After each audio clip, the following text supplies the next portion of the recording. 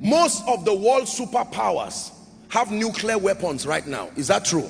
Those nuclear weapons, if you release them now, they can literally end certain nations and territories in a moment. But they have submitted the nuclear weapons to nuclear wars, either by EU or whatever it is. Is that true? So although they have the potential, they are not at liberty to do with it as they please. They have to submit. That is how God, he is all powerful, but he has only limited his operation to that which the word of God allows. That means the jurisdiction of God's dealings with man is not his power, it is his word. Let me repeat myself again. How far God can go with you is not determined by his power, it's determined by his word.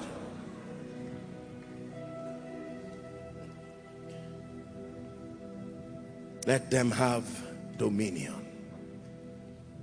It is amazing how many believers ignore the word of God and want to walk in the experience of dominion. That will be far from your Christian experience if you do not value the word of God. Listen, we may argue about denominational stands, we may argue about different approaches as far as our Christian experience is concerned, but believers, one thing we must never argue about is the supremacy of the word of God. Because if for any reason we exalt visions more than the word, you have heard me teach you here, and I will keep teaching. It is written is greater than I saw. It is written is greater than I heard. It is written is greater than I dreamt. I can change what I saw with what is written. I can change what I heard with what is written. I can change the dream I had with what is written. I can change every prophetic word with what is written. When you know this, you become confident. You respect visions and prophecies, but only unless they line up with the word.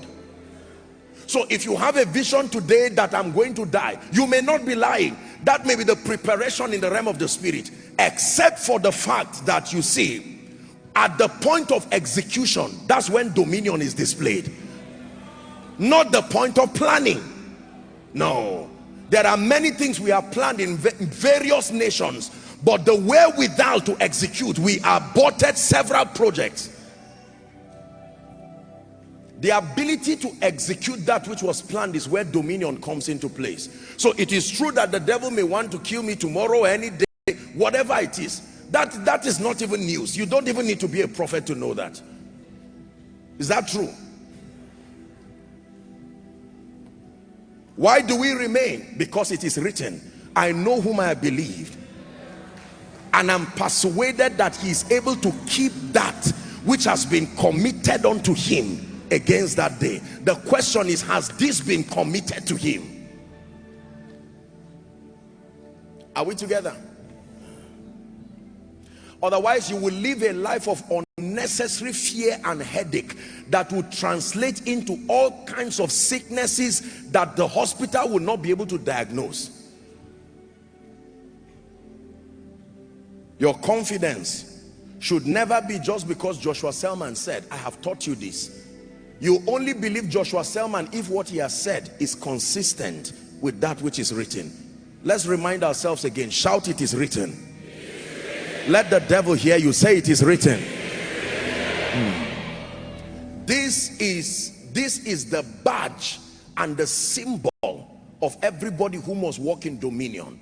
The same way you see people walk in a diplomatic center, they have their ID cards, and with it they can swipe and pass through complicated doors. You have no right to enter that realm of dominion if all you are carrying is a vision, if all you are carrying is a prophetic word. It does not have to be fake, even if it is real. The system of confirmation is to what degree does it line up with the word of God. Many people have become victims of prophecies, victims of a lot of spiritual experiences, because they do not know the power of the word.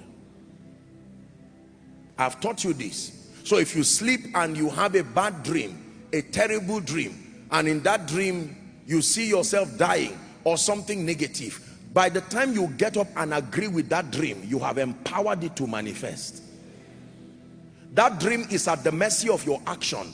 All the demons assigned to bring that dream to pass are at the mercy of your knowledge or ignorance.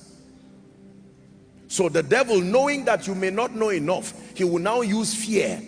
Fear is like a device that presses the go button by force. Every other spirit waits for the spirit of fear to open the door. Any door that fear does not open, no other spirit can function. And to deliver them who through fear have all their lifetime be subject to bondage. Is someone learning?